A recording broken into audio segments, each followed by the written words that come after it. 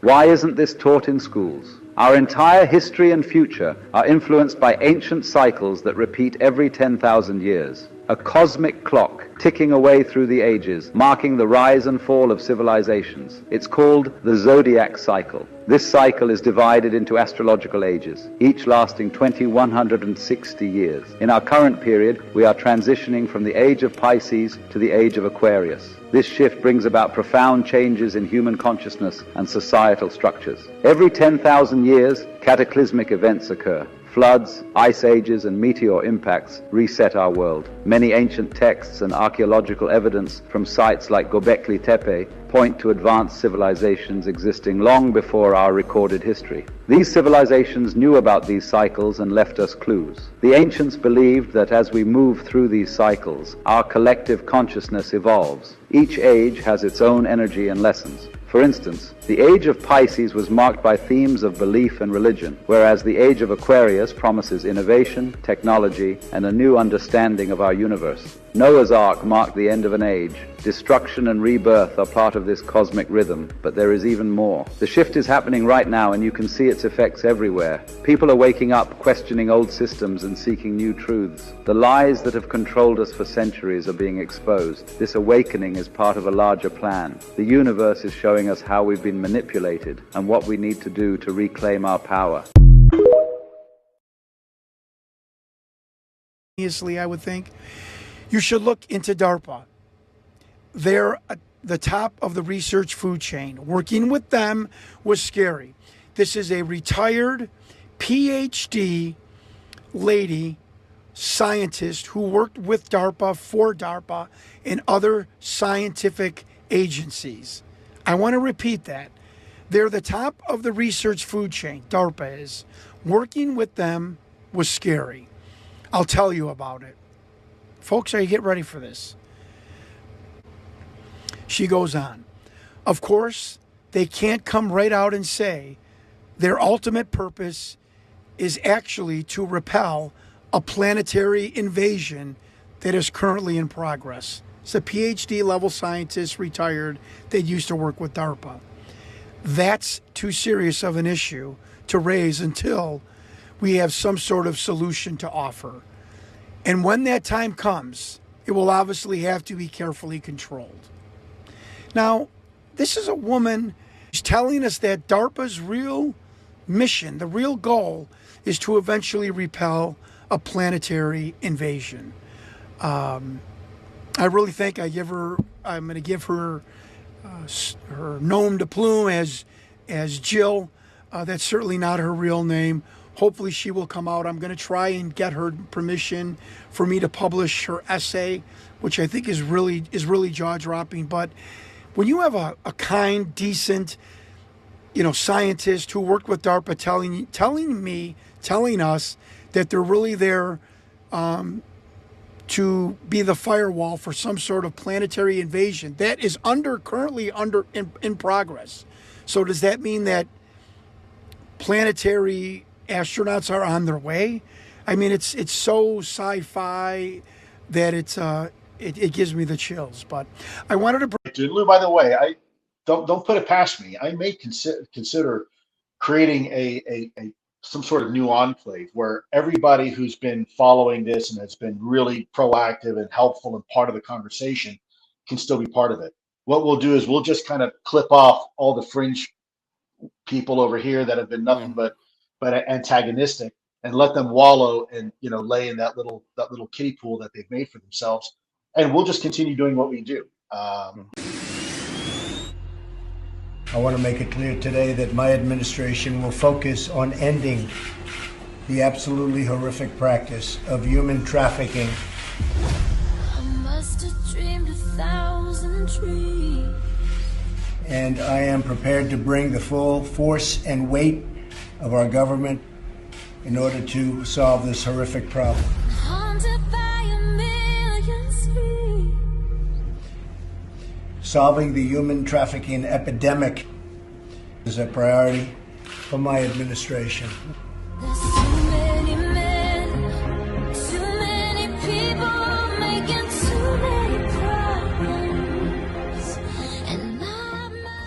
million adults and children. That is the number of people believed to be exploited by human trafficking worldwide. Confusion. This is the world we live in. These are the hands we're given.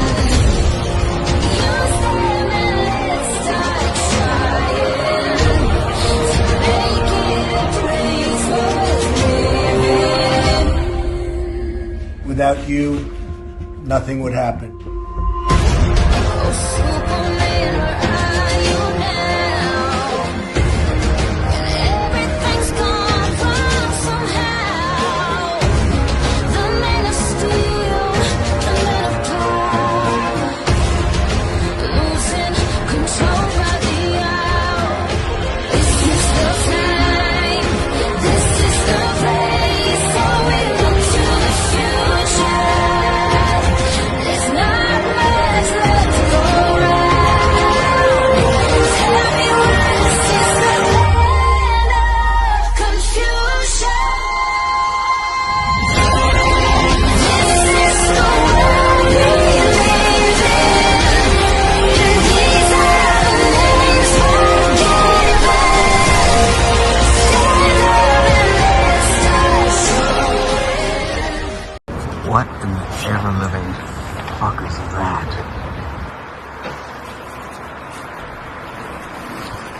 I'm not even tripping. Oh.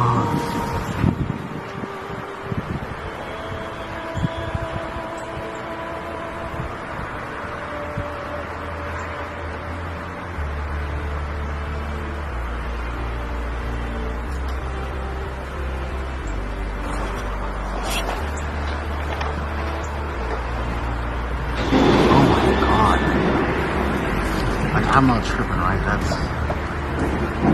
What is that? That's an sky right now. I think this is it. They've just been aliens.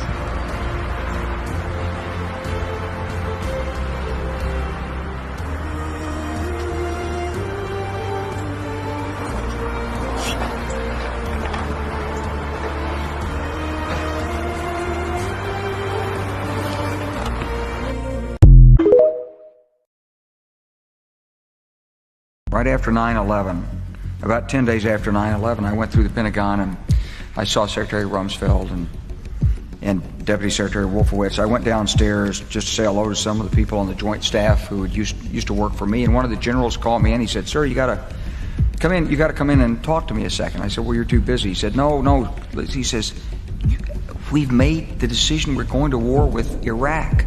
This was on or about the 20th of September. I said, "We're going to war with Iraq. Why?" He said, "I don't know." He said, "I guess they don't know what else to do." So I said, "Well, did they find some information connecting Saddam to Al-Qaeda?" He said, No. He says, "There's nothing new that way. They just made the decision to go to war with Iraq." He said, "I guess it's like we don't know what to do about terrorists, but we got a good military and we can take down governments." And he said, "I guess if the only tool you have is a hammer, every problem has to look like a nail." So I came back to see him a few weeks later, and by that time we were bombing in Afghanistan. I said, "Are we still going to war with Iraq?" And he said, "Oh, it's worse than that." He said, he reached over on his desk, he picked up a piece of paper, and he said, I just got this down from upstairs, meaning the Secretary of Defense's office today, and he said, "This is a memo that describes how we're going to take out 7 countries in 5 years, starting with Iraq and then Syria, Lebanon, Libya, Somalia, Sudan, and finishing off Iran." Mega corporation. And I'm not talking about metaphorically. And I'm not talking about BlackRock.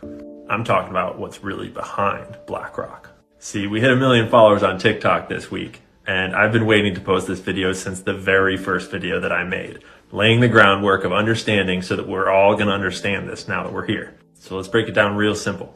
If you're going to go grocery shopping at a corporate grocery store, all these corporations are owned by these institutions. They're highlighted in red if they're on all 4 of these sheets. They're darker orange if they're on 3 of them, and light orange if they're on 2. And there's only a couple that only appear once. It's mostly the same money.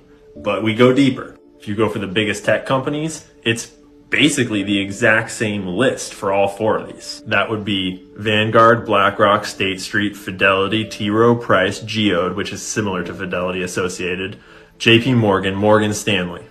And then Northern Trust is on 3 of them, and Capital World Investors is the exact same thing as Capital Research and Management Company. So you might think, okay, these are the institutions that own the whole stock market. But who owns them? And see, if you've been around here for a minute, you already know. They all own each other. Just a giant cross-ownership pool. And this is where it gets really interesting. Because see, way back before I'd even posted a single video, I was sitting in my office reading this report from an anonymous user on Reddit. And he had noticed the exact same thing that I'm talking about right now. And he wrote a program to put all that data into a visualization so we can see who owns who. And I'm about to show you what he figured out. Let's take BlackRock, for example. This is a list of the top institutional owners of BlackRock and how much of the company they own. And if you visualize it, it looks like this, where the whole square is all of BlackRock's stock, and they get a percentage of that square based on how much they own. And the important colors to note are that white symbolizes us, retail investors, and gray symbolizes insiders that work at the company. So that would be like Larry Fink's stock, among other people. And everything else is other giant corporations, investment banks. Like BlackRock themselves own a little bit. State Street owns some. Capital World Management owns some. Bank of America owns some. You see how this works? But then you think about it and you're like, well, wait a minute. Because all of these institutions are owned by other institutions, right? So what if we put that data in here? Well, he did. And it looks like this. And you realize that all of this that was owned by Merrill Lynch is actually owned by all of these other institutions. And a little bit of us, retail, up there at the top. But here, we've only replaced Merrill Lynch's section. What about all of these guys? Well, then it looks like this.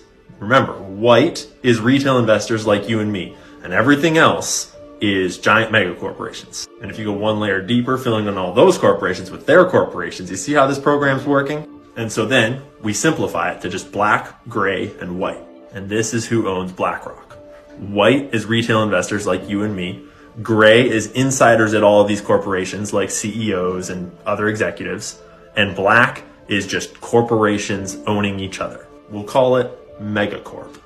This is the same process done for Bank of America and for State Street and for Best Buy, Amazon, Macy's, groceries, food, ingredients, building and selling homes, even less white, meaning us, retail ownership. As far as I can tell, there's only one company on the entire stock market that is not owned by megacorp. Can you guess who it is? Do you know? It's GameStop. Except that this photo's out of date because it's from a few years ago. It probably looks more like this if you believe the public info, which is a big if. But more on that another time. This is not a video about GameStop. This is about megacorp. Because see, when all of the owners own each other, all of their interests are aligned. BlackRock wants State Street to do well because State Street wants BlackRock to do well because they both own each other. So who is the real final boss behind all the money? Well, isn't that the million-dollar question? And ever since I've been asking those more important questions, my follower growth went from this to this. So you're not going to find those answers on this channel. You're going to have to go follow me in other places. All I'll say for now is that the next time you buy a product from a corporation like Nike or Costco or Best Buy or Amazon or any of these corporations, you're buying it from the mega corporation. They're all owned by the same big money. And it's all one big siphon, just vacuuming money out of our pockets up to the people on top. We'll make another video about how exactly they do that shortly. For now, I just want to say a huge thank you to everyone that is here and here and here. Your support means the world to me, and it allows me to do this work to help support small businesses and help look for like the truth of what the heck's going on in this world. For all you guys that have been here since the beginning, you are legends. I notice you in the comments. I see you. I appreciate you, even if I don't get to as many comments and as many DMs as I used to. For all the people that have helped me do the digging, that have given me tips, that have collaborated along the way, I love you. You're amazing. Please never stop being curious. Do your own research. A homeowner was hearing strange noises at their back door and decided to set up a camera to film what was making the noise. This is what they captured.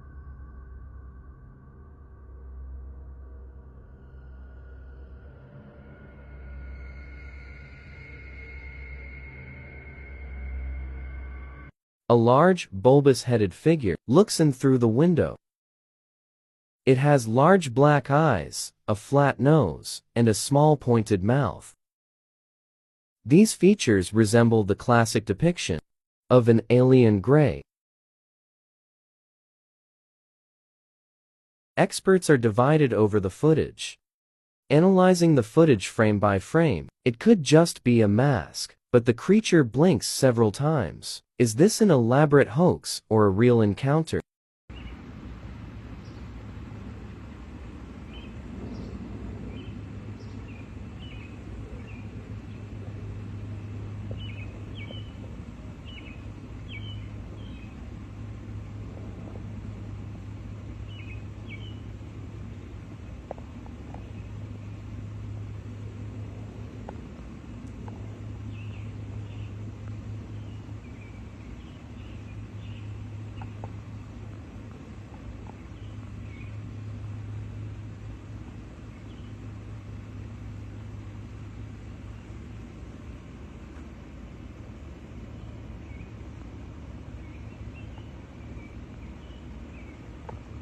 This version of Biden, intellectually, analytically, is the best Biden ever. He is sharp, intensely probing, and detail-oriented and focused. For example, we have 1,000 trillionaires in America. Billionaires in America. This is a man who is sharp, who is on top of his game, who knows what's going on. He's smart. He's on his game. His mental acuity is great. This is a very sharp president. And the people that I've talked to say he's as sharp as a tack. He's fine. They say he's sharp. There's not a problem. He was sharp. He was sharper than anyone I've spoken to. The president is sharp and he is tireless. He is sharp as ever. And he's fine. All this right-wing propaganda that his mental acuity has declined is wrong. His brain is good. He's still great. He is sharp in meetings. I believe the people who say that behind closed doors Joe Biden remains sharp. In meetings, Joe Biden is sharp. He's sharp. He's fit. There is nothing to these challenges, these suggestions that somehow he's not sharp. He's sharp as a tack. Making sure that we're able to make every single solitary person eligible for what I've been able to do with the COVID. With dealing with everything we have to do with. Look, if we finally beat Medicare. Thank you, President Biden. President Trump? Well, he's right. He did beat Medicare. He beat it to death. Actually, Joe Biden is sharper and has more mental acuity than Donald Trump, because more people believe that actually Joe Biden's mental acuity is better than Donald Trump's. I mean, he's sharp he's funny, he's sharp as a tack. Kamala Harris says he is up to this task. He's, sharp as a tack. He's smart, he's energetic. One of the themes this election cycle is that Joe Biden is too old to lead, and so everyone is seizing upon this. And it is a classic disinformation tactic. If you edit it in such a way, you can make it appear that he fits this narrative, that he is slow, that he is wandering off. I got my handicap, which when I was vice president, down to a 6.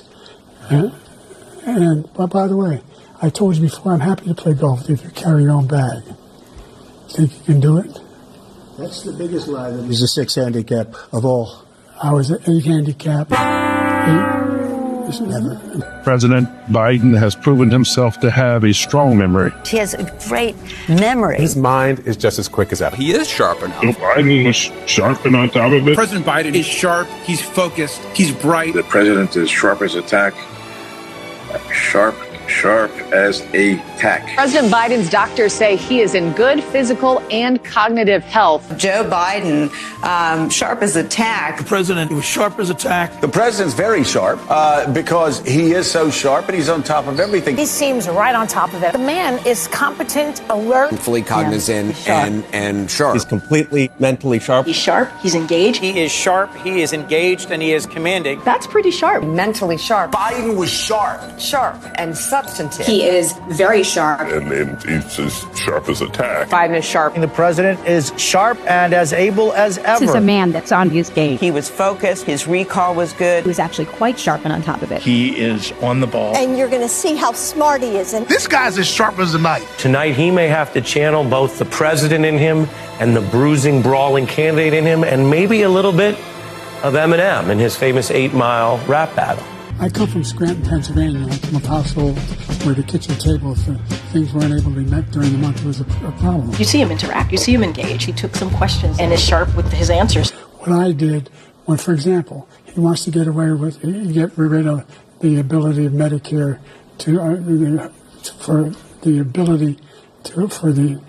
He's actually perfectly sharp. He's totally focused. He's very sharp, and the proof is in the performance. I made sure every company in the world, every pharmaceutical company, cannot have to pay. And by the way, so every day, millions of Americans. Now, I'm telling you, this guy's tough. He's smart. He's on his game. And there's no question that Biden presents stronger, younger, more energetic. The president has no impairment. I see his vigor. I see his energy. I say his age is an asset. Aha, he's wise. Yes, he's wise. He has wisdom. He's at the top of his game. I think he's better than he's ever been.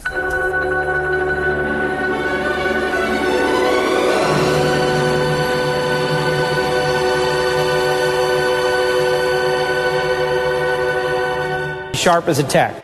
As I said, very sharp, incredibly engaged. Strong, steady. He's always on the ball. Not only is he fit to do the job, he's doing a hell of a damn job. I thought he was sharp. His strength is unshakable.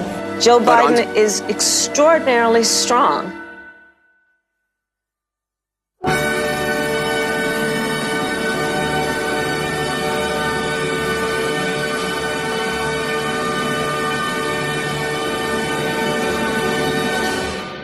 The White House said Biden is sharp and his critics are playing partisan politics. That's the definition of disinformation. Joe, you did such a great job. You answered every question. You knew all the facts. President Biden is absolutely fit. There's no doubt in my mind that the president is mentally fit for office. I'm coming directly to you for ask a quick favor. Beautiful video. Or whoever made that, it's spectacular. Man, this was awesome. Just perfect. Really interesting video. Matt Orfala. Matt Orfala. Matt Orfala. Matt Orfala. Matt Orfala. Matt Orfala. It almost made me cry. Matt Orfala. Matt Orfala. It's hysterical. It's fantastic. This is the best. Matt Orfala. Matt Orfala. Do I have it right? You know, that's how famous Orf is. We're not ready to die, but it's getting bad.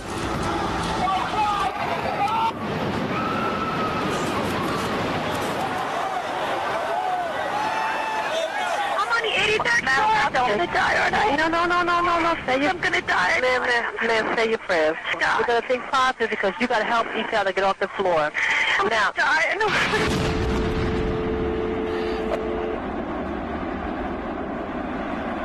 New type of war. That's what it is. The bin Laden sits in Afghanistan. There is a source of who else terror. can you identify, though? Because we're not saying he's responsible for this necessarily. No, we don't say that he's necessarily responsible. Bin Laden, who is behind this very attack, when you and the whole world will realize. So we've never made the case or argued the case that somehow Osama bin Laden was directly involved in 9/11. That evidence has never been forthcoming. Now we have some breaking news coming into the MSNBC newsroom. A federal judge has approved a request by prosecutors to officially dismiss all criminal charges against Osama bin Laden.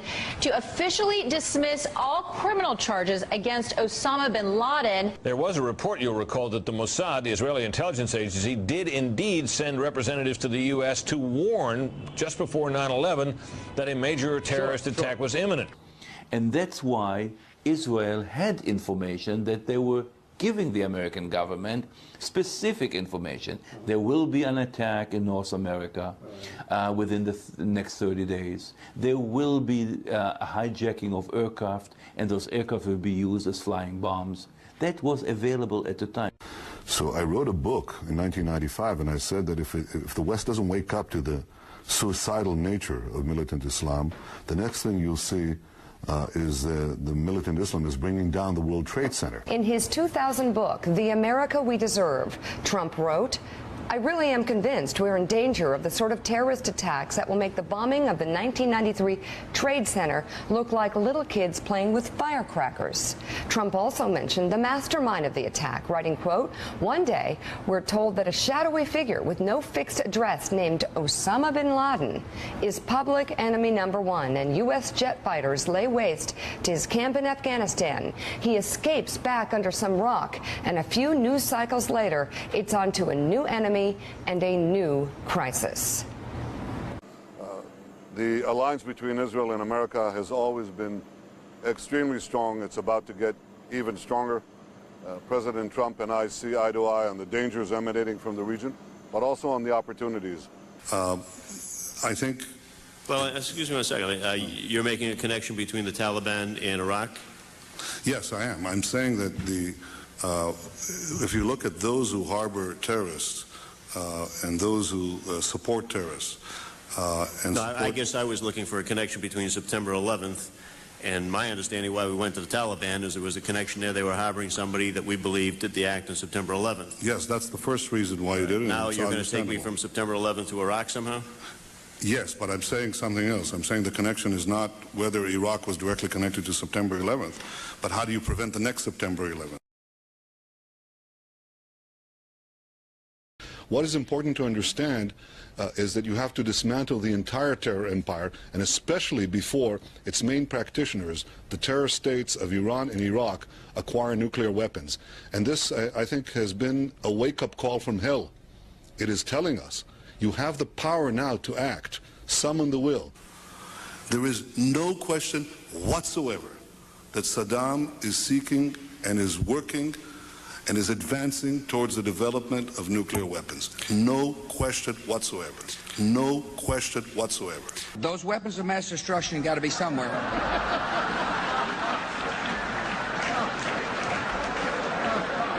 The terrorists attacked us and killed 3,000 of our citizens before we started the freedom agenda in the Middle East. They were... What did Iraq have to do with what? The attack on the World Trade Center. Nothing. The efforts that he's making at producing weapons of mass destruction, we in Israel have known this for a long time. We've shared this intelligence with the United States. If you take out Saddam's regime, I guarantee you that it will have enormous positive reverberations on the region. Do you think that the U.S. or UN forces should have moved into Baghdad? No. Once you got to Iraq and took it over and took down Saddam Hussein's government, then what are you going to put in its place? That's a very volatile part of the world, and if you take down the central government in Iraq, you can easily end up seeing pieces of Iraq fly off. Part of it the Syrians would like to have to the west. Part of eastern Iraq the Iranians would like to claim, fought over for 8 years. In the north you've got the Kurds, and if the Kurds spin loose and join with the Kurds in Turkey, then you threaten the territorial integrity of Turkey. Listen to a terrorist threatening his own country. The streets of America shall run red with blood. He was a suburban California kid, a lover of heavy metal, who became one of the most wanted men on the planet, the grandson of a Jewish doctor. The grandson of a Jewish doctor. Adam Perlman morphed into Adam Gadon, the American mouthpiece of Al-Qaeda. September 11th demonstrated that America is not invincible. It began when this woman was watching the Twin Towers burning from her apartment in New Jersey. She noticed 3 men on top of a van, posing for pictures with the towers burning in the background. And I could see that they were like happy. You know, they didn't look shocked to me. You know, they didn't look shocked. I thought it was very strange. The witness called police, who stopped the van hours later and arrested 5 men. All 5, it turns out, were Israeli. They were turned over to the FBI. Sources tell ABC News during a check of national security databases, some of the men were listed as having had connections with Israeli intelligence. At the FBI, that set off alarm bells. The FBI needed the answers to 3 important questions. Who were these men? What brought them to that parking lot on the morning of September 11th? And did they have any advance knowledge of what was going to happen that day?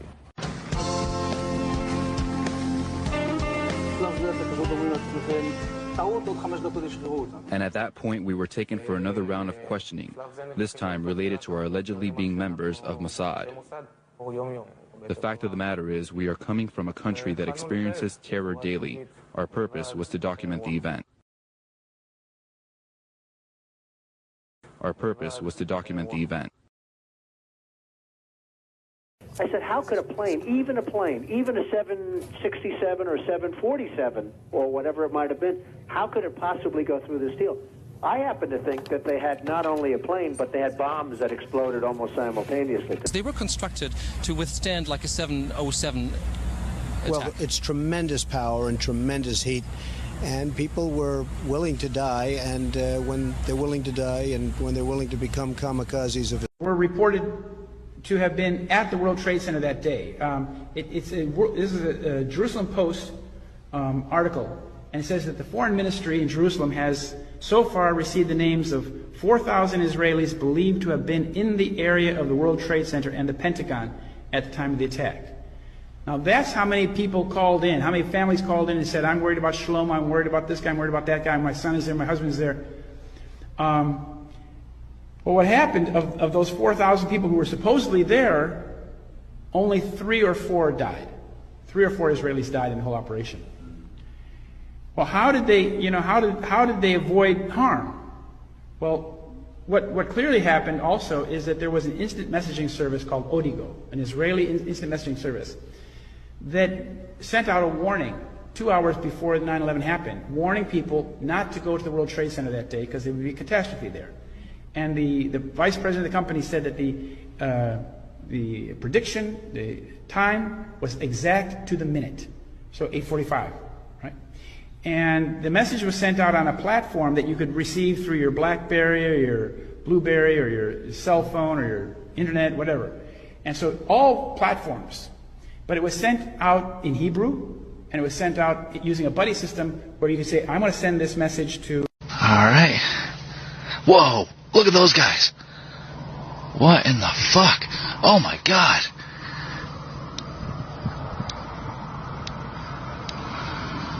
Holy shit, dude. Oh my God. Dude, you gotta be fucking kidding me. Oh my God. Dude, I need to get my other camera.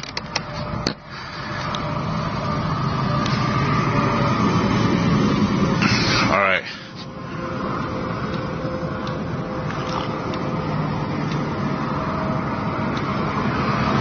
Holy shit, dude. All right. We're getting the other camera. Hold on 1 second. Holy shit. All right. Fuck.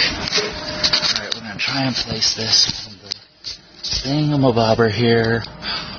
Alright. Alright, I'm gonna set that down.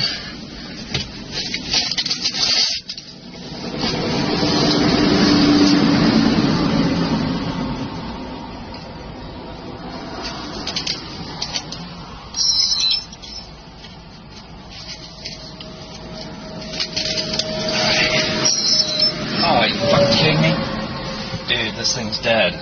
You gotta be kidding me, dude.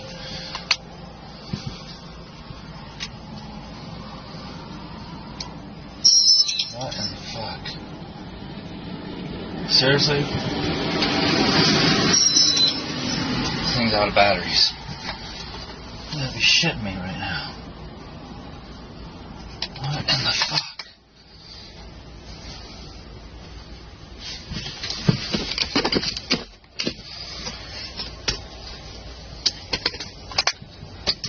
Alright. Well, my other camera's out of batteries. That's really shitty. And this infrared, I can't quite get it. There's a train going by there. I can't get it, like, focused enough.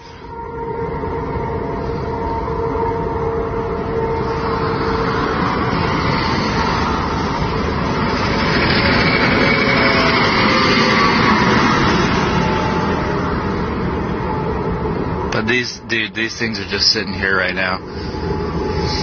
And they look brighter because of the infrared, but if I could get my other camera to work...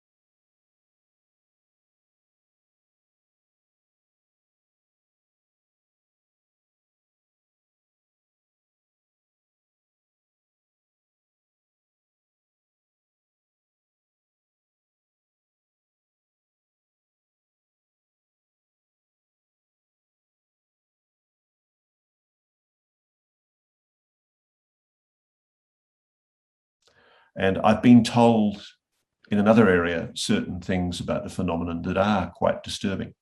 I mean, there are a lot of people privately claiming to me things about the implications of the phenomenon that go beyond, far beyond the whole notion of just, I mean, I wish it was as simple as extraterrestrials getting in their little spaceships and flying from Zeta Reticuli and coming to this planet. That's the easy explanation. The entry point for like UFOs for people is because they saw something in the sky, you know. Then the second thing is, oh my gosh, you know, aliens, you know, they're coming from other planets. And then people kind of like stop there. The evidence of these things is really pointing that these things aren't coming from planets. The past, present, and future exist at one moment. So that means you can laterally step back and forth depending on frequency. We can't do this, but something else can. He did some really interesting analysis that he shared with us. He said, we conducted an experiment to see if the energy generated by the UFO could affect time. We synchronized 2 quartz timepieces, attached the opposite ends of a metal rod, placed one of the timepieces inside the UFO landing circle, and one was left outside, and inside the circle, time speeded up. We repeated the results with mechanical timepieces. And I've already spoken about this to some extent, so I will say it involves the notion of future human time travel. Yeah, and they also time travel, which is different than what people think in like a movie where they sit in a machine and you're in the 1930s and you got to go save humanity. When you use the technology, you have there's a time difference between what they're doing inside of an artificially created bubble of gravity of sorts, and then what's on the outside. So if you're on the inside of one of those machines, everything would be skewed more black and white. There would be like a red shift, and everybody would look frozen. So you literally could fly around and grab a Coke out of someone's hand and put it in someone else's hand. It's really... So where are you getting this from? Well, take a wild guess. Look at the people I'm surrounded by, you know. There's another impact which sometimes I hesitate to mention, but I think it's true, and I think it clearly has been shown in some experiments without people thoroughly understanding them. When you add extra dimensionality or look at the extra dimensionality of it, you can model a living system as a particular extra 3 space attached to this 3 space. So in infinite dimensions, you can have an infinite number of these 7 spaces. And that'll allow you to model a mind actually connected to the living body. Well, that's interesting because it means if you choose the right engineering in this hyperspace, you can engineer the mind directly. And there are some experiments that even imply this. There are some that show that you can do things with cells. For example, you can time reverse the cells back to a previous state and cure diseases. Priori did that. And several other researchers have shown aspects of it. Robert Becker, for example, was nominated for a Nobel Prize for showing little tiny DC currents, little DC potentials we can separate into this stuff by, you know, applying the Whittaker approach, decomposition. He showed very conclusively that you can just take cells and reverse them backwards to a previous state or forward to a future state, called differentiation and dedifferentiation. He should have been given a Nobel Prize for that work. That's magnificent work. It's a tragedy that he wasn't. But we have effects which can get down now into the very fundamental thing that drives everything, the mind stuff, the connection of the mind to the body and everything. For example, if you were to generate extreme pulses, extreme powerful pulses of this so-called scalar potential stuff with the hidden internal stuff, if you jerk that hard enough, you jerk the normal smooth flow of time stream, and what you really do is you snap the body loose from its mind connection.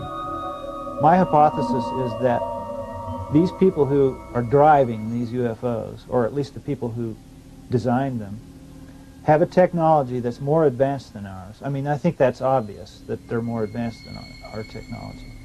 Their technology is so advanced that they have figured out a way to artificially warp space-time the way a black hole does, only without all the gravitational effects that rip things apart into their constituent atoms. So that they can actually manipulate, they have some sort of a generator in here, so that they can actually produce this field around their craft like a little bubble, a little private universe that they carry around with them, so that they can actually step out of normal space-time into their own private universe and then step back into it at other coordinates.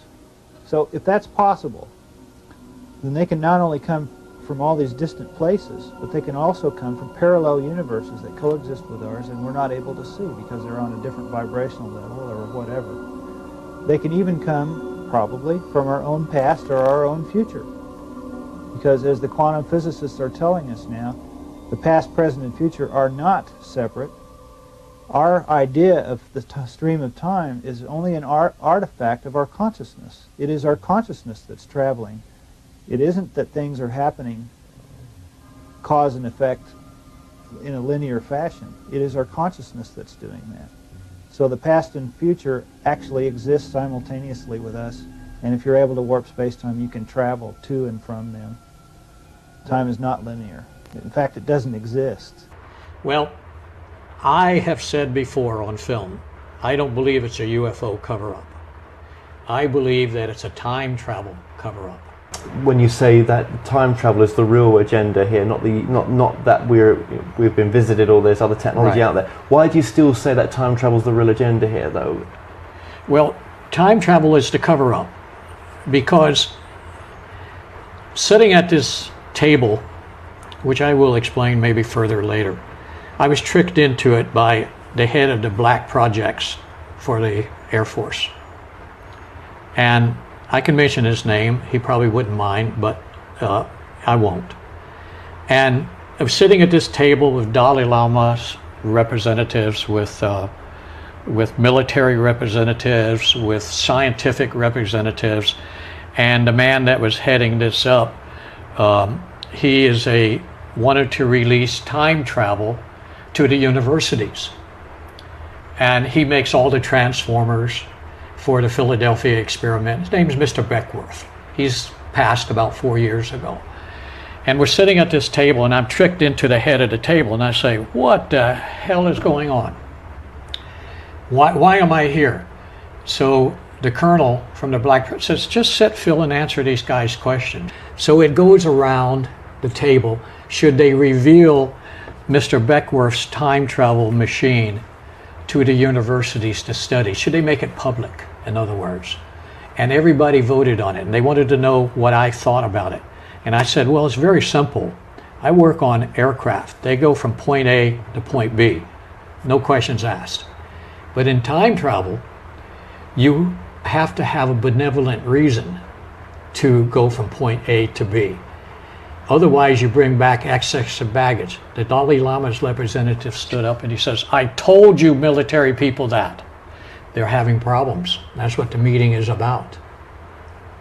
Imagine if you were somebody in the US defense and intelligence establishment that was aware of that quite insane sounding idea that this might be a time thing, a future war thing.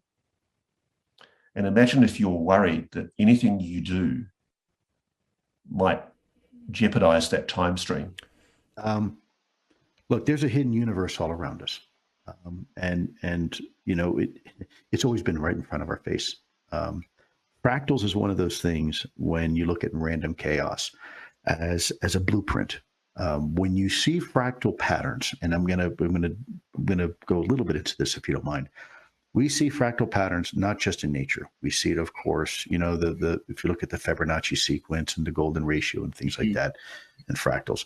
We see fractals in the vein structure of leaves. We see fractals in the pattern that a lightning bolt takes through the sky. We see fractals in the path that rainwater takes down a mountainside.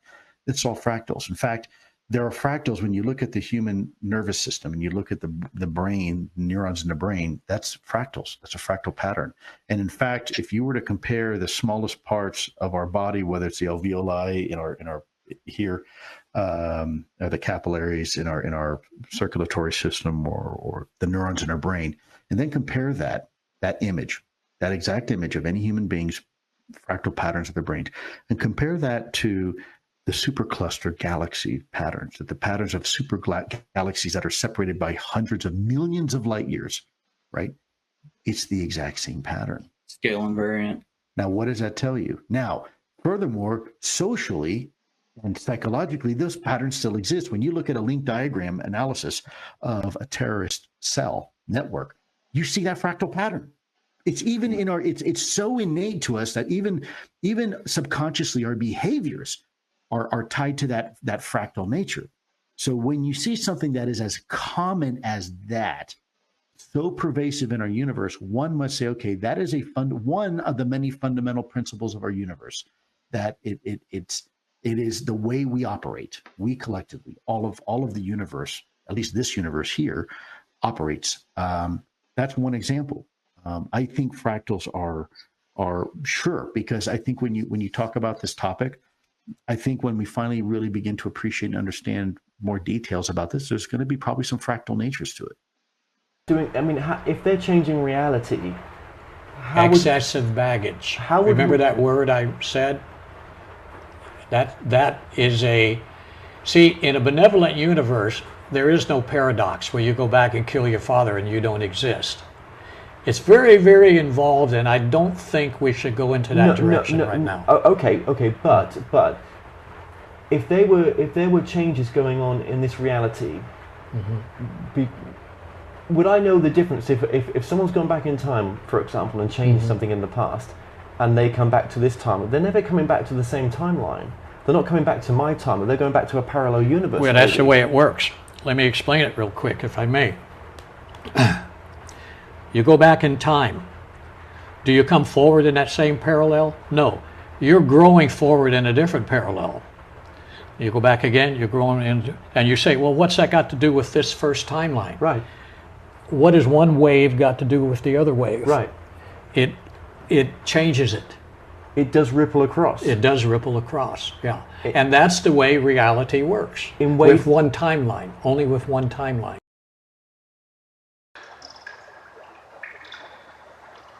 Ведь я думал переделать их, а переделали-то меня по своему образу и подобию.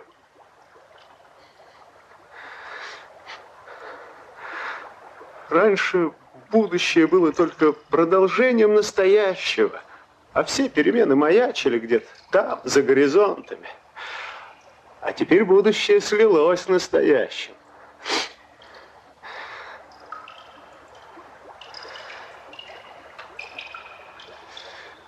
Разве они готовы к этому?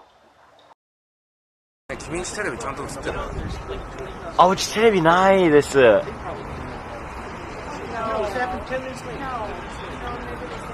てあれが機能しないって結構機能しないところが多いんじゃない？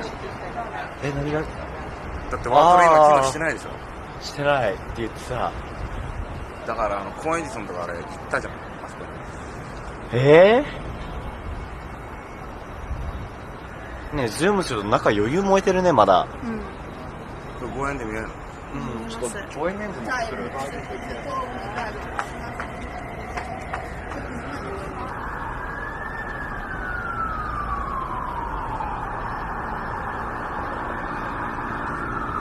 あ、やばい。ほら、崩れた。お前が、やばい。ほら、おい。やばいよ、あれ。あー、嘘ー。なくなっちゃったじゃん。敵やばいんだけど。やばい。あれ下にいるやつはみんなやばいじゃん。中国完璧やばいんだけど。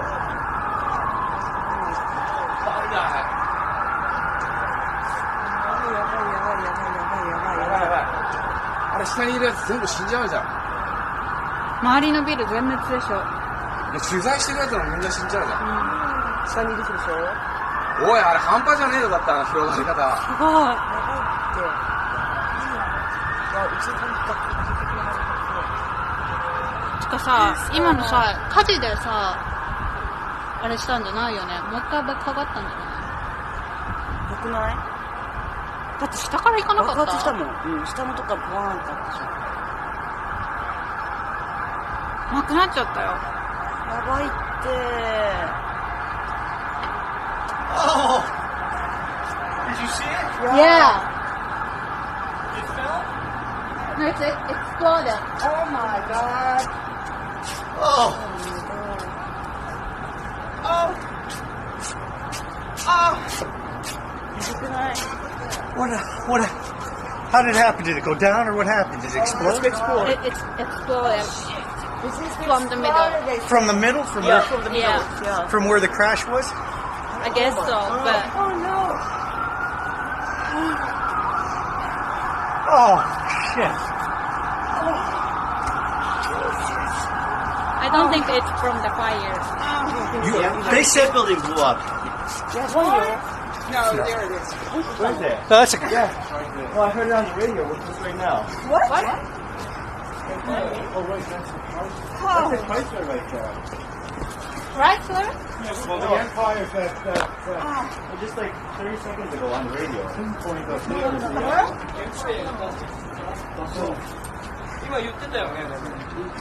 He said the Empire, right?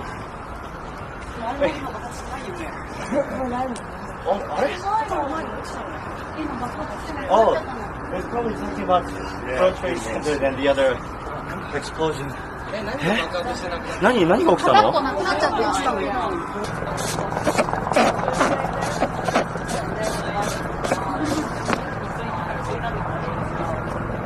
大丈夫ですか？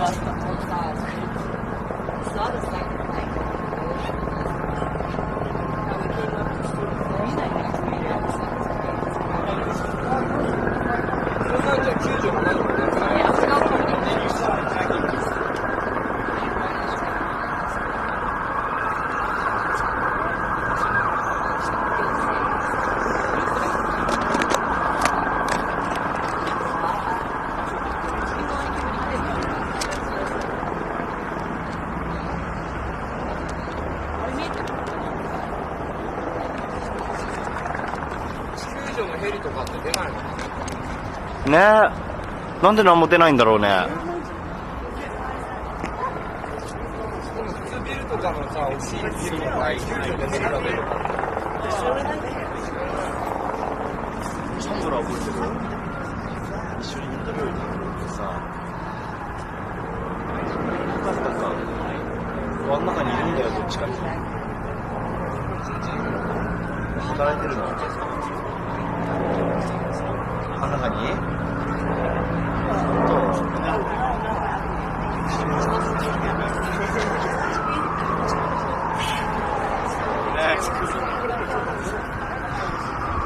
どっちだろう？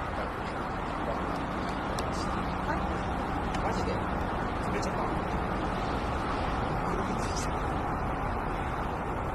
絵がどっち高いの？右側の方が高いの？左の方でしょ？高いの？多分ね、うちはここから右側がね、じゃあ左には通ればいいんだ。一回バーバー。マジでもう一回ぐらい行ってみようか。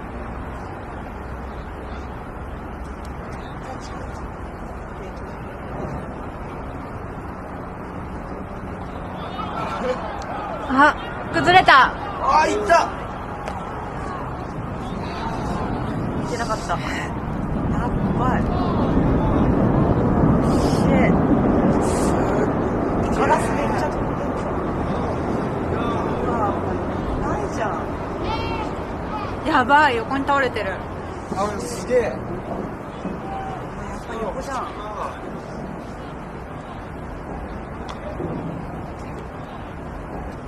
けど、あんなに綺麗にさ、爆弾作ってたのかな。爆弾じゃなくないの。あんなに綺麗に作って全部ね、上が崩れるだけでしたので。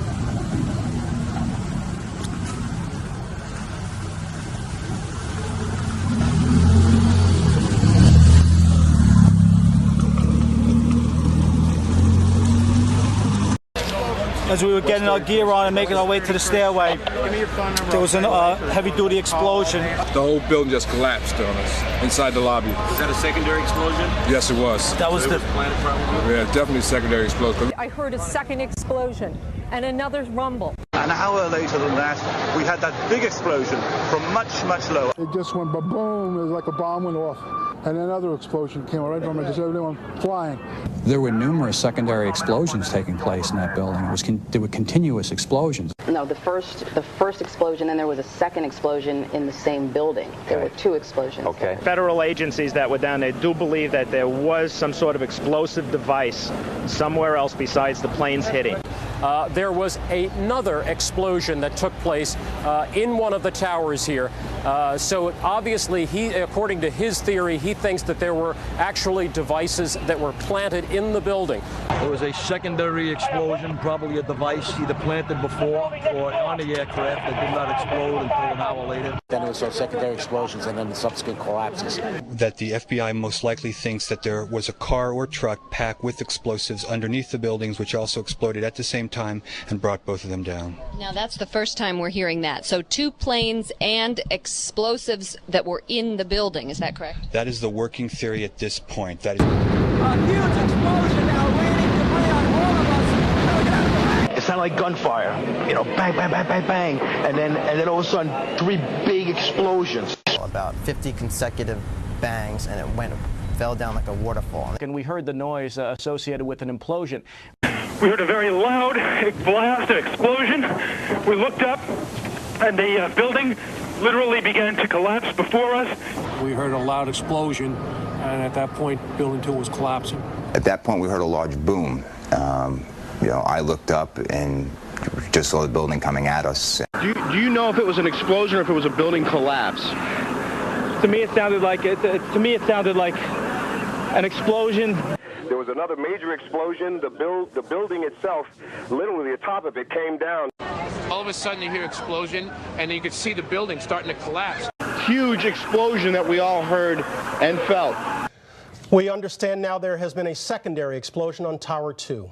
According to the Associated Press, another building that has either been attacked or exploded. The tower, rather, that has collapsed, though we are told, collapsed because of a third explosion. And about an hour later after that, there was a huge explosion at the base of the South Tower. That's One World Trade Center, and part of the building collapsed. We could hear a rumble, which was about 5 seconds long, preceding the actual collapse, and then a boom when each of those towers collapsed. Just seconds ago, there was a huge explosion, and it appears right now the Second World Trade Tower has just collapsed. I was about 5 blocks away when I heard explosions. And then you heard from far away, boom, boom. And you heard the boom, boom, boom, boom, boom, boom. floor by floor, it started popping out. It was like it was if they had detonated. Yeah, as if they were planned to take down a building. Boom, boom, boom, boom, boom, boom, boom. From the corner, boom, boom, boom, boom, boom, boom, boom, boom, boom. Just like 20 straight hits. And as the bombs were going, people just started running. And I sat there and watched a few of them explode. And it just started going pop. It just started going boom, boom, boom, boom, boom. And he goes, how fast? I go, like firecrackers. You know? You can go from the East Coast to the West Coast underground. Underground, completely underground. Without having to come up. And there's turnoffs. You need security clearances to get through these turnoffs. They go into other bases. They go into other areas and, secret places you can't go. And what do they do there? They do a lot of things. I can tell you one thing. They have 2 sets of elevators. And my security clearance got me down to the main hub, which is as big as Manhattan. I mean, it's as big as Manhattan. It's unbelievable. They have acres of farmland with lights and farmland underground. Underground. They run the lights off nuclear. Underground. Yeah, they have nuclear power plant underground, and they use that for everything. All the power under there. They grow food. Yeah, they grow food. They have livestock. I mean, everything. Yeah, they have everything. They have bench shafts. They have everything. But the 2 sets of elevators I was telling you about, my clearance, I can only go down to the main hub. Then there was another set of elevators that brought you down further. And a bunch of friends of mine would tell me stories about that. Can you tell us anything about those stories? Yeah, I can tell you what they told me. What they told me is there's actual aliens, greys. Wait. Aliens. What was the word, greys? Greys. And also there's another kind. There's different species that they talk about. There's greys, there's reptilians, all different kinds. A gray is a type of alien. Right. It's not really it's not really an alien. It's a drone. It's not really it's like an organic drone. That's exactly what it is. What does that mean, an organic drone? It's not a living thing. It's in living tissue, but it's a drone. They're not real.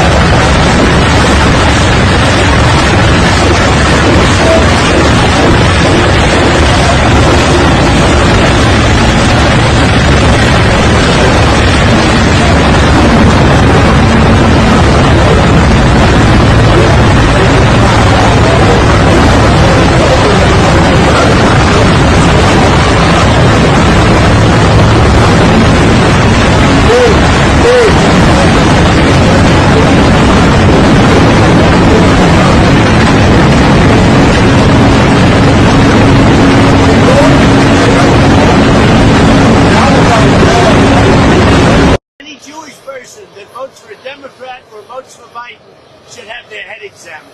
Vote just this time. You won't have to do it anymore. 4 more years, you know what? It'll be fixed. It'll be fine. You won't have to vote anymore, my beautiful Christians. I love you, Christians. I'm a Christian. I love you. Get out. You got to get out and vote. In 4 years, you don't have to vote again. We'll have it fixed so good you're not going to have to vote.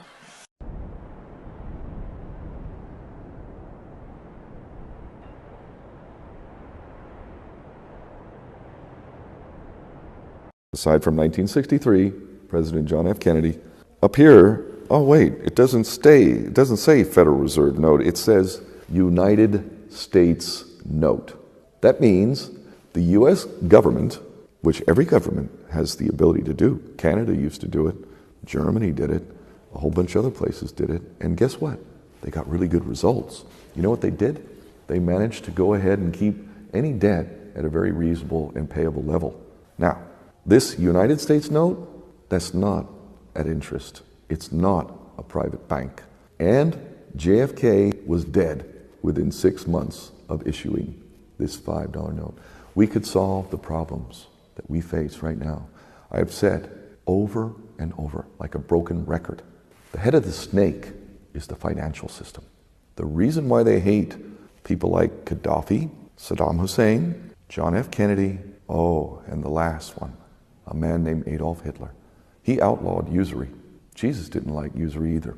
Now, the history tells us that we shouldn't entertain anything possibly good about this man. But I'll tell you what I know I like and I respect. He ended the usury that now translates to, I don't know what it is here in the Netherlands. In the UK, I think it's like 6-7 trillion pounds. In America, we've just hit 34 trillion. First off, even if we ventured to pay back the debt, there isn't enough money in circulation to even pay it back. So who are we in debt to? They want to say it's China. They want to say it's this. They want to say everyone but the Federal Reserve Bank. And who owns that? It's a private bank. Am I anti-Semitic for pointing out that the Rothschilds-controlled Federal Reserve Bank has indebted not only America, the Bank of England? Who owns that? The Rothschilds have owned that since the 17th. I will create a new federal task force on fighting anti-Christian bias. And its mission will be to investigate all forms of illegal discrimination, harassment, and persecution against Christians in America. Well, I mean, obviously, there's not a question about whether or not they have free and fair elections in the United States. Why would they? Why would you think that they did? They interfere with elections all around the world. They interfere with the election just recently in South Africa. They interfere with elections in Georgia. They interfere with elections everywhere they go. They subvert democracy all around the world. What makes you think that they wouldn't subvert democracy right there at home? Of course they do. Well, I think that they interfere and subvert democracy in their own country more effectively and more comprehensively than they're even able to do it in other countries. And we know that they're able to do it in other countries extremely well and extremely effectively and get the results that they want. So do you think that they're not going to ensure that they get the results that they want in their own country? Of course they do. You'd be naive to think that they don't. They didn't just find out that Joe Biden has experienced cognitive decline. They didn't just find out that the man has dementia. All of those people in the Democratic Party who were pushing for him to step down or pushing for him to not seek re-election, they've been interacting with him. They've been talking to him. They know perfectly well that the man has lost his mind, and they've been knowing that for 4 years, and they didn't mind. This isn't about wanting him to step down or wanting him to step aside because they think that he's not competent. No one ever thought he was competent. What it's about is that you know that when your own people, your own Democrats, your own liberals are making fun of Joe Biden online, on social media, on television, in the mainstream media, and so on, the man has become a laughingstock. That means that him winning in a rigged election wouldn't be plausible. No one would believe that. It was barely believable even in 2020. So there's no way that you could get people to actually believe that Democrats turned out in significant enough numbers to give Joe Biden a victory in 2024. He was asked to step down or asked to step aside because the Democratic Party knows that if they want to sell their appointed president to the public as if they were democratically elected, there has to be some degree of plausibility to that. You see, if they could have, they would have given the Democratic Alliance in South Africa the full victory, but it wasn't plausible. So there has to be some degree of believability. I don't think Kamala Harris is any more popular than Joe Biden, and she's not much of a better speaker. It's a choice between Kamala Harris, who always sounds like she's a little bit drunk, or Joe Biden, who sounds like he's in a perpetual fugue state. However, with Kamala Harris, you have certain factors that will be very appealing to the liberal base, to the Democratic base, that allow you to craft a narrative that makes her victory plausible, regardless of whether she gets the votes or not. If she's appointed as the winner in a rigged, unfree, unfair election, which is what you have in the United States, because, as I say, that's what the United States tries to ensure you have everywhere else in the world, so you better believe that they make sure that in their own country, it's just as controlled and managed a process as it is a controlled and managed process anywhere else in the world that the U.S. has a hand in it. So when they appoint the candidate whom they want to win, who they've decided to win, who the oligarchs have decided should win, they need there to be some democratic plausibility to that win to make people think, either make people think that yes, they did this candidate did in fact win, or you make such a convincing and coercive and manipulative narrative around that candidate that no one will admit that they didn't vote for that candidate. In other words, she's going to be the first woman president. Well, wouldn't you be ashamed of yourself if you didn't vote to break the presidential glass ceiling? She's a woman of color. Well, wouldn't you be ashamed to say that you didn't vote for a woman of color? Well, that would make you a racist. If you don't vote for her, then the only two reasons that could possibly be is because she's a woman and she's a woman of color. So that means you're a misogynist and you're a racist. So you can craft a narrative around her that everyone will want to say that they voted for her even if they didn't turn out to vote at all. Because we're going to hear nothing for the next 3 months except how excited the Democrats are, how reinvigorated they are, and how thrilled and breathless with anticipation the American people are for being able to finally achieve this first woman presidency in the United States. Everyone is excited about it. So therefore, when she is appointed as the president, if that's what happens, when she is appointed as the president, everyone can believe that the hype got her elected, even if no one shows up at the voting booth.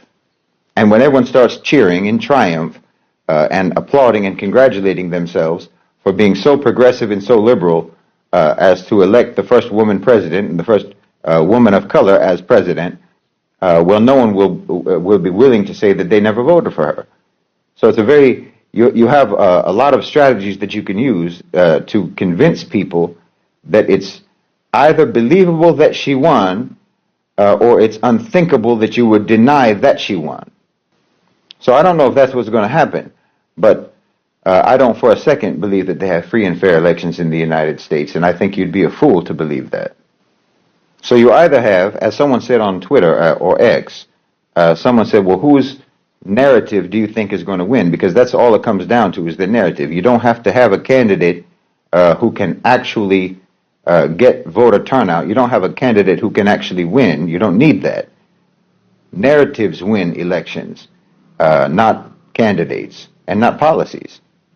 And what I mean by that is not that the one who has the best narrative will win, but the one who has the best narrative that makes their win plausible, that makes people think that it could have actually happened through a legitimately democratic process, which isn't something that occurs in the United States.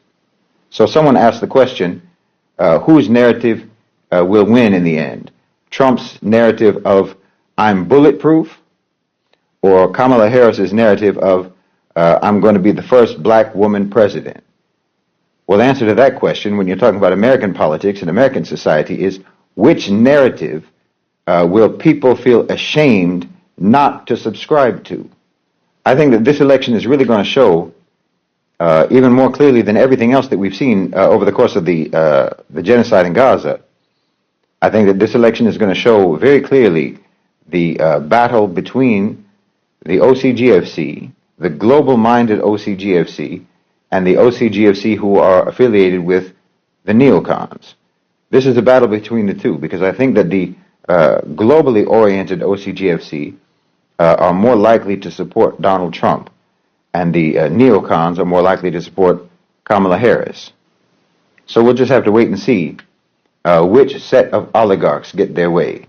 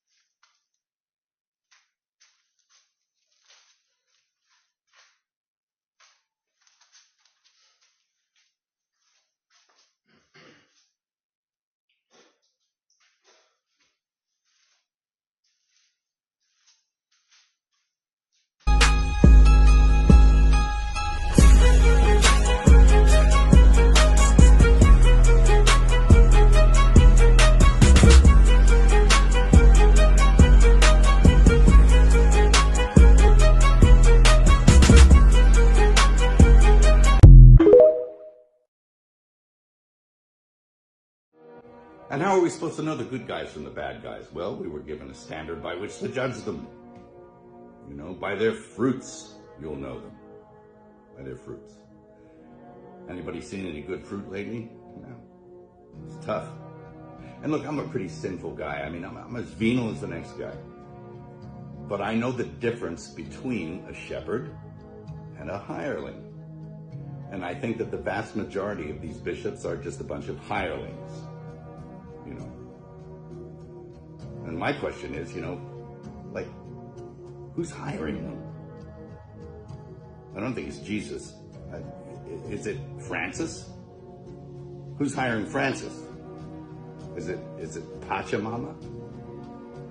I mean, I think you need to look at the whole institution.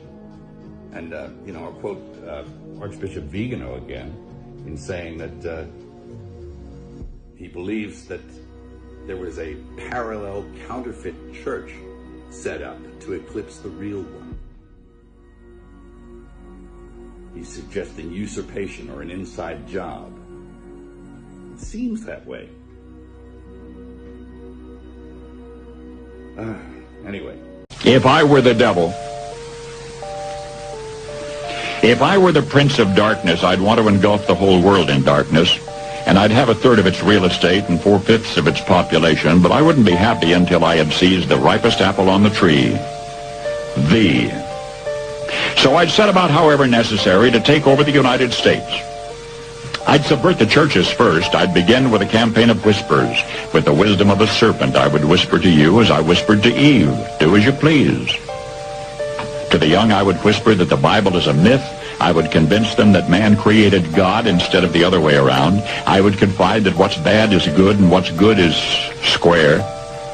And the old I would teach to pray after me, Our Father, which art in Washington.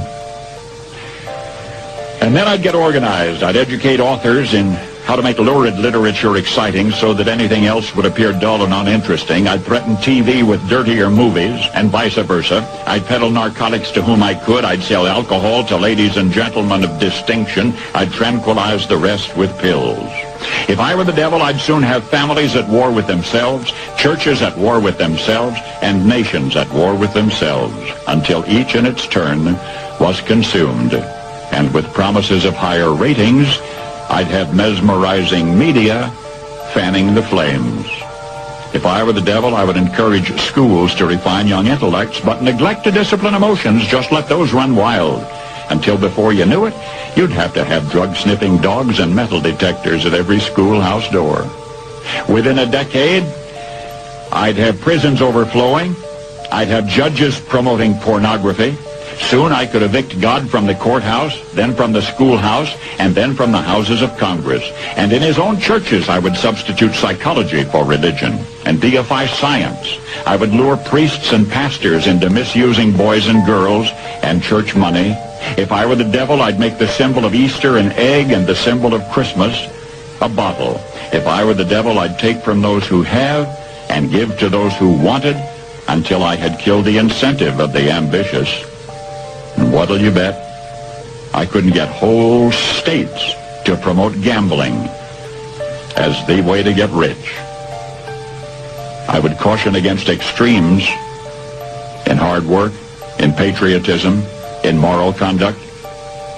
I would convince the young that marriage is old-fashioned, that swinging is more fun, that what you see on TV is the way to be. And thus I could undress you in public, and I could lure you into bed with diseases for which there is no cure. In other words, if I were the devil, I'd just keep right on doing what he's doing. If you are unvaccinated and the virus comes into your community, the virus will hunt you out. The virus hunts down the unvaccinated. The virus will find the unvaccinated. That's what they all say. And it's a virus that will find you if you're not vaccinated. If you're unvaccinated, it will find you. The virus is literally finding unvaccinated people. It will find the unvaccinated. We're seeing COVID-19 tracking down unvaccinated people. You know, if you're unvaccinated and you're in circulation, you're going to get it. Well, the Delta variant of COVID-19 has the potential to spread through an unvaccinated community like wildfire. The Delta variant is so aggressive that if you are unvaccinated, it's going to find you. Delta is finding the unvaccinated. The Delta variant will find you.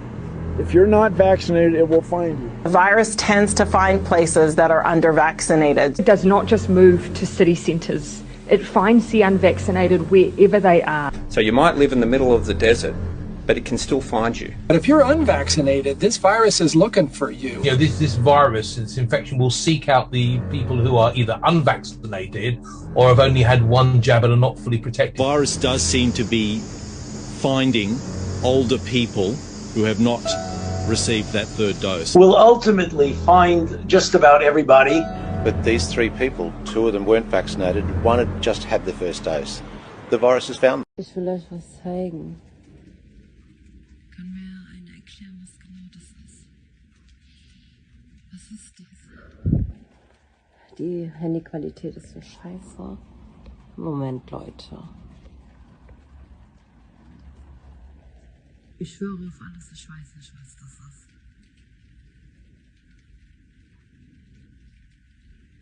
Aber das war hier vorhin auch schon. Jetzt, aha, wieder. Jetzt ist, keine Ahnung. Was ist es, Leute?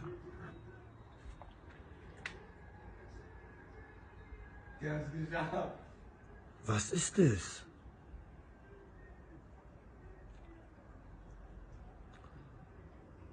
Was?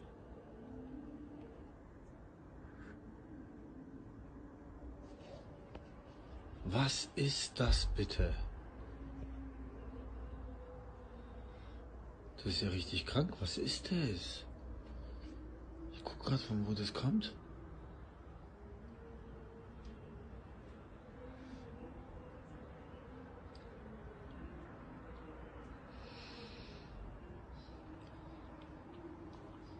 Also Leute, von hier aus habe ich das gefilmt. Da hinten ist die Firma Porsche. Schaut euch mal heute den Himmel an. Ich habe hier weder einen Filter drauf noch sonst was. Guckt euch das mal an. Also was soll ich da noch sagen? Ich habe weder einen Filter, nichts habe ich da drauf gemacht, ja. Und dort hat man das, hier hat man es gestern gesehen, was da geflogen ist. Ich habe keine Ahnung, was es war. Aber wenn ich den Himmel heute so anschaue, normal ist das nicht. Das sind für mich keine normalen Wolken.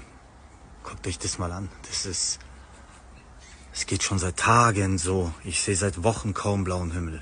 You are looking at one of the strangest patents in the entire U.S. patent system.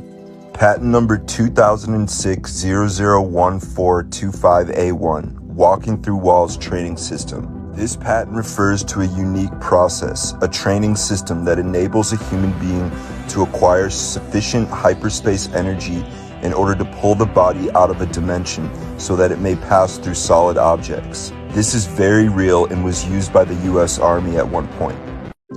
In 1908, President Teddy Roosevelt wanted to declare the Grand Canyon off limits to all timber and mining operations. It would take another 11 years for Congress to designate the Grand Canyon a national park. Sensing a final opportunity for adventure, explorer G.E. Kincaid took a boat down the Colorado River and through the Grand Canyon. The canyon was rich in minerals like gold, silver, and copper, and Kincaid wanted to see what he could find before the area was closed off for good. About 40 miles upriver from the El Tovar Crystal Canyon, Kincaid saw stains in the sediment formation about 2,000 feet up. He tied off the boat and got out to investigate. Kincaid couldn't find a trail, but after a short hike he found something interesting covered in desert brush. Steps, hundreds of them, carved in sandstone. Steps that wound their way up to a high shelf on the side of the canyon. He followed the steps until he came across a cavern entrance, an entrance that was clearly man-made. Kincaid entered the cavern and turned on his flashlight. On the walls he saw writing, but it wasn't English or Native American writing. It was ancient Egyptian hieroglyphics. Kincaid lifted his flashlight and saw that the tunnel ran far into the distance. He didn't realize it at the time, but this was only the beginning. When G.E. Kincaid tied off his small wooden boat to investigate the strange coloration of the rock wall, he was hoping to find clues that would lead him to a mineral deposit. He wasn't expecting to find hieroglyphics. When Kincaid noticed chisel marks in the walls, he drew his pistol, turned on another light, and slowly walked deeper into the gloom. He kept detailed notes of everything he saw. The main passageway is about 12 feet wide, narrowing to 9 feet toward the farther end. About 57 feet from the entrance, the first side passages branch off to the right and left, along which on both sides are a number of rooms about the size of ordinary living rooms of today, though some are 30 by 40 feet square. These are entered by oval-shaped doors and are ventilated by round air spaces through the walls into the passages. The walls are about 3 feet 6 inches in thickness. The passages are chiseled or hewn as straight as could be laid out by an engineer. The ceilings of many of the rooms converge to a center. The side passages near the entrance run at a sharp angle from the main hall, but toward the rear they gradually reach a right angle in direction. G.E. Kincaid now realized he was in a huge complex. He estimated that as many as 50,000 people could have lived here. In some rooms he found granaries with shelves of glazed pottery, many of which still contained seeds. He found cooking areas and a huge dining hall. The rooms were full of ancient artifacts. Kincaid carefully wrapped a few small metal and ceramic objects for later study. Another large room Kincaid described as an area for metalwork, a technology that should not have existed in this area. Here are found tools of all descriptions made of copper. These people undoubtedly knew the lost art of hardening this metal, which has been sought by chemicals for centuries without result. On a bench running around the workroom was some charcoal and other material probably used in the process. There's also slag and stuff similar to mat, showing that these ancients smelted ores, but so far no trace of where or how this was done has been discovered, nor the origin of the ore. G.E. Kincaid explored the underground complex for several hours, still having no idea when this place was used, what it was used for, or who the builders were. Then he came across another large room, a crypt. The crypt had shelf upon shelf and row upon row of mummies, dozens of them. At this point, G.E. Kincaid realized that if he was going to explore this entire underground city, he was going to need help. G.E. Kincaid sent a few artifacts to the Smithsonian along with his notes of what he found. He requested financial and logistical support for what he felt was the most significant archaeological discovery ever made. The Smithsonian agreed. A few weeks later, Professor S.A. Jordan arrived with a team of about 40 scientists, researchers, and laborers to excavate and explore the ancient underground city. Now with more lights and manpower, the scientists realized that the cave system layout wasn't random. It was a symmetrical, deliberate design. The tunnels all led to a central chamber. In the chamber was a large statue of what Kincaid thought looked like Buddha. Over 100 feet from the entrance is the cross hall, several hundred feet long, in which are found the idol or image of the people's god, sitting cross-legged with a lotus flower or lily in each hand. The cast of this face is oriental, and the carving in this cavern. The idol almost resembles Buddha, though the scientists are not certain as to what religious worship it represents. Taking into consideration everything found thus far, it is possible that this worship most resembles the ancient people of Tibet. Because of this discovery, Kincaid's team started calling the complex the Citadel. The crypt is one of the bigger rooms discovered. Now, with enough light, Kincaid was able to fully describe what he saw. The walls slant back at an angle of about 35 degrees. On these are tiers of mummies, each one occupying a separate hewn shelf. At the head of each is a small bench, on which is found copper cups and pieces of broken swords. Some of the mummies are covered with clay, and all are wrapped in a bark fabric. The urns or cups on the lower tiers are crude, while as the higher shelves are reached, the urns are finer in design, showing a later stage of civilization. It is worthy of note that all the mummies examined so far have proved to be male, no children or females being buried here. This leads to the belief that this exterior section was the warriors' barracks. Kincaid, Jordan, and the Smithsonian team explored the entire cave complex. They were overwhelmed with evidence that this was not some faraway temple occupied by a few priests. This was a huge city, lived in by thousands of men, women, and children for hundreds or possibly thousands of years. What is that?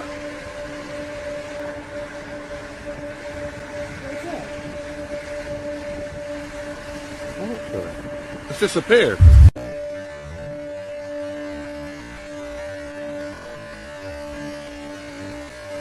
Ahí lo tenemos, otra vez para atrás. Vamos a checar nuestra cámara a ver si está en cámara lenta. Sí está lo más lento posible. A ver, vamos a echarlo a andar. Ahí está. Llega al lado derecho y va para el lado izquierdo. ¿Vieron? Impresionante, ¿no? Está, véanlo. Realmente rarísimo. Vean nada más eso. Impresionante, pero está más grande el otro que grabamos en la oleada. A ver, vamos a dejarlo ir y vamos a ver si vemos otro. Ahí está flotando y luego se va. Vamos a ver si vemos algún otro que pase ahorita. Si no, pues ahí paramos el video y grabamos otro. Hay una oleada ahorita impresionante de ovnis. Vamos a ver si no pasa otro. Parece que no, ahí dejamos el video, paramos aquí y si vemos otro volvemos a grabar.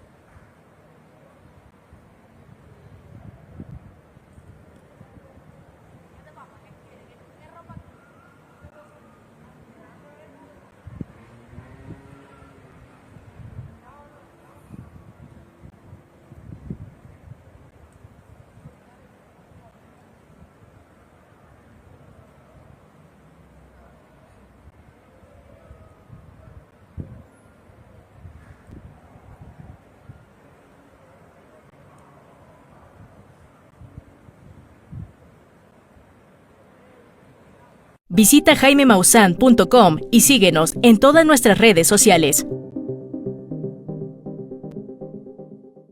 I've never seen so much dark symbolism during a Super Bowl in my entire life. Rihanna throws on a bright red dress and just throws up the Illuminati sign in front of everyone. I mean, the platform she was on was literally shaped as a triangle as well. They all wear and do the same thing. Sam Smith and The Weeknd with some of the most satanic performances ever. Lizzo with a literal 6 on her head. Doja Cat and all these other artists. Do you guys get it yet? And what the heck was this? There's absolutely no way she just sniffed her finger after this. I break down the whole thing on YouTube, but let's get into some other things that didn't sit right with me at the Super Bowl. Damar Hamlin, after the whole world prays for you, you come out with a blasphemous jacket making Jesus Christ on the cross looking like a clown or a zombie? I mean, just read what it says in the front of the jacket. I mean, even AP called it blasphemous. And he's throwing up the 6s with LeBron and he's getting new tattoos on his hand. I seen Travis Scott wearing the same thing on a chain, and don't you dare call that art.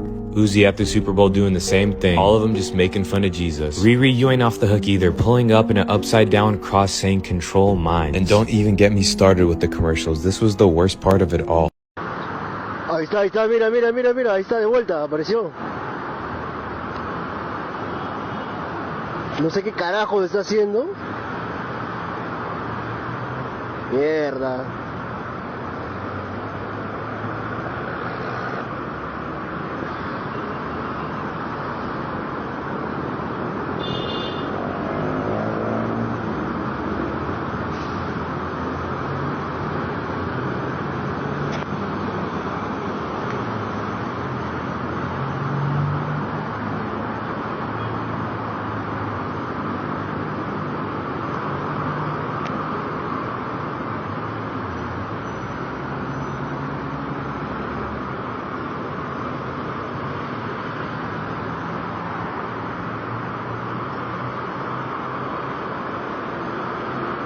Ahí viene.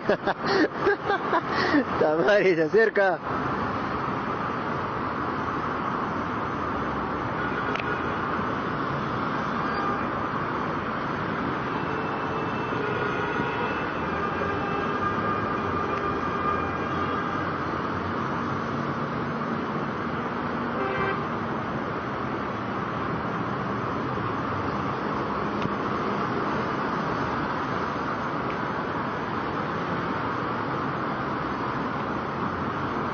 Huevón, ¿qué chucha es eso?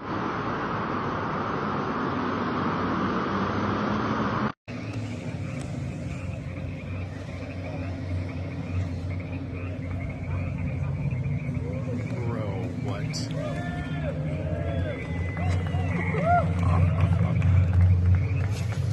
Alright, this is cool, but I'm gonna have to step in if I see anything crazy going on.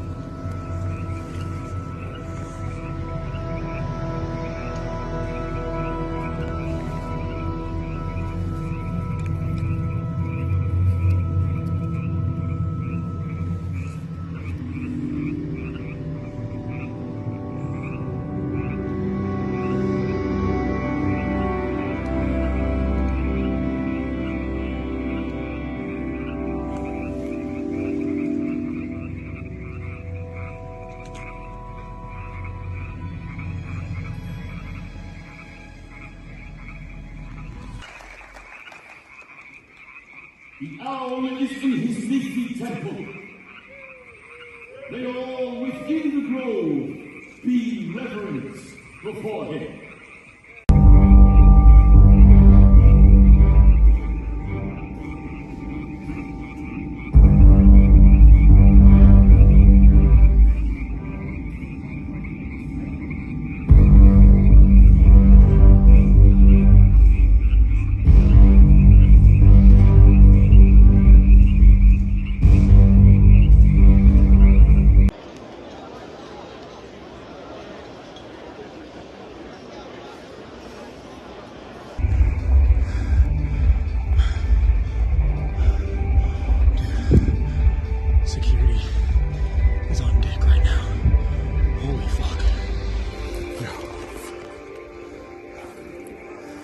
spotted on a Ring doorbell camera in Long Island, New York. It looks to be an extraterrestrial being using some sort of cloaking device. Given its large eyes and bulbous head, we can assume it's most likely a gray alien.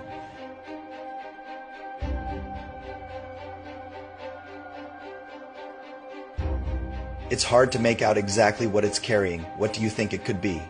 And is this video proof aliens exist? Comment below.